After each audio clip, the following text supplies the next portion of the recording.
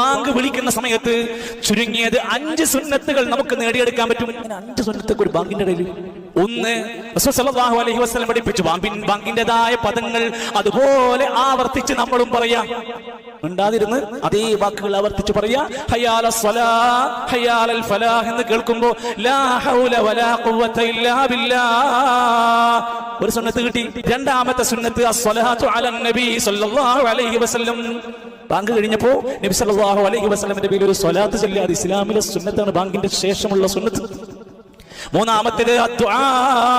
Bank കഴിഞ്ഞാൽ അല്ലാഹുമ്മ റബ്ബ ഹാദിഹി ദഅവതി താമ്മ എന്ന് തുടങ്ങുന്ന ഹദീസിൽ വന്ന പ്രാർത്ഥന പ്രാർത്ഥിക്കുക.